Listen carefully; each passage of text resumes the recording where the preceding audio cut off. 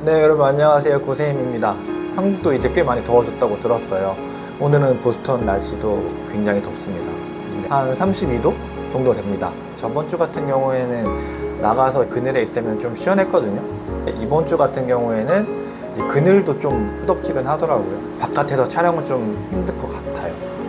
한국보다 습도가 상대적으로 낮긴 해요. 근데 습도가 아주 낮은 건 아니고, 한국이 여름에 습도가 한 70에서 80% 정도가 된다고 하면은 이곳은 한 40, 50% 정도 되는 걸로 알고 있습니다. 날씨가 좋을 때 또 나가서 이곳의 초록색 기운을 전달해 드릴 수 있도록 하겠습니다.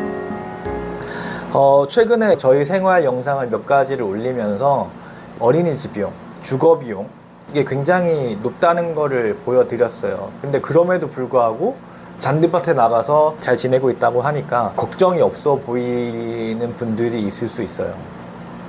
하지만 경제적인 여건에 있어서는 지금도 계속 고민을 가지고 있습니다. 그거를 말씀드려 보려고 해요. 그래서 오늘은 저희가 이곳에서의 소득 수준이 과연 한국에서의 소득 수준과 비교했을 때 어느 정도인지를 알려드리기 위해서 제가 인터넷을 찾아봤어요.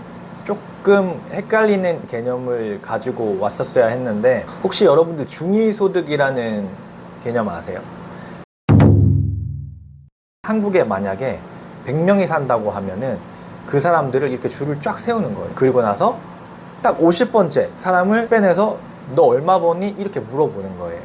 이제 그게 이제 중위소득의 개념인데, 한국이나 미국이나 이 중위소득을 가지고 이제 복지 정책을 펼치거든요. 먼저 제가 한국의 중위소득을 검색을 해봤어요. 2023년 기준으로 이제 가구마다 구분을 해놨거든요. 저희는 3인 가구 기준으로 한번 보겠습니다.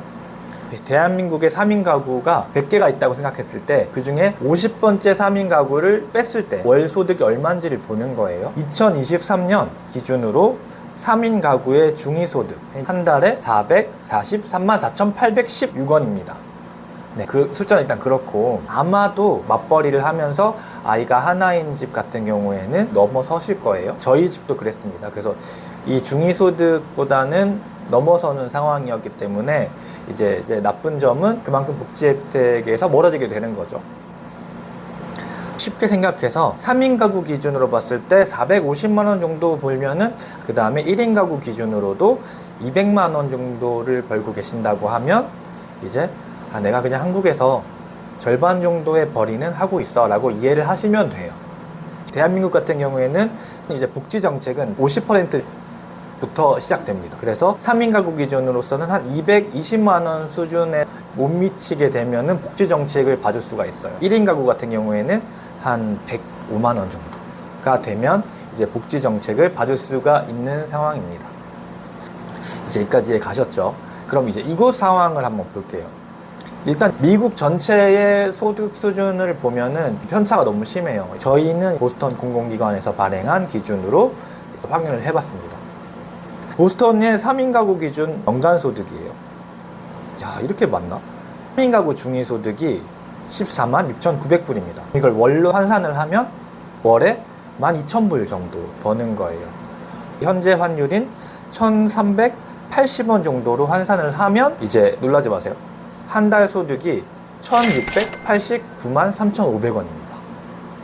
어마어마하죠. 정확하게 비교할 수는 없지만 한국의 450만 원 정도의 소득 수준은 이곳에서는 한 1,600만 원 정도의 소득 수준이어야지만 비슷한 수준의 삶을 살 수가 있다라고 수치상으로는 그렇게 보이는 것 같아요. 저희는 와이프 혼자서 외벌이를 하고 있잖아요. 여기 보이는 30%와 50% 사이에 들어가요. 적혀 있듯이 30%라고 하면 극도로 낮은 소득 가구인 거예요.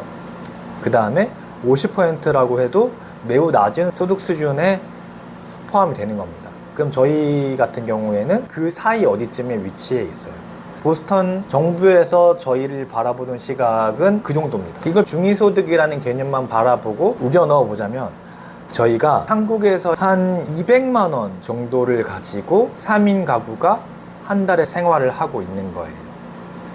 1인 가구 기준으로서는 한 달에 한 100만 원 정도를 가지고 생활하고 있는 소득 수준이다 라고 보시면 될 거예요. 감이 오시나요?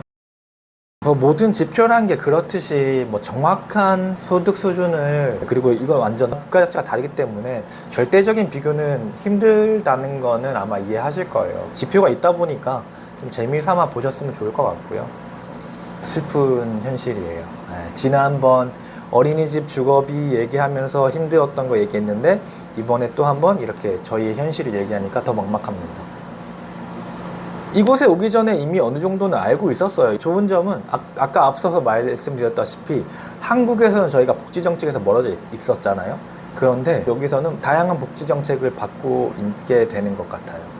네, 그거는 좀 다행스럽게 생각합니다. 이제 이곳에서 생활이 어느 정도 가능한 거는 일단은 한국에서보다 소비를 많이 줄였고요. 그 다음에는 저희가 한국에서 모아놓은 어느 정도의 돈을 이곳에서 차감하는 방식으로 지내고 있어요. 웃고 있지만 결코 웃을 수가 없는 상황입니다. 그래서 뭐 제 영상을 보시는 분들이 쟤는 그냥 저기 가서 좋겠다, 팔자 좋은 소리 하고 있네, 제가 그렇게 행복하게 보였다고 하면 저는 뿌듯합니다. 저는 행복주의자이기 때문에 그런 행복한 모습으로 비춰졌다고 하면 저는 웃을 수 있을 것 같아요. 근데 하지만 실상은 그렇지 않다는 점. 한국에서의 소비 패턴을 여기에 가지고 온다고 하면 저희는 진작에 파산했을 거예요. 절약을 배우는 시간을 가지면서 지내고 있습니다.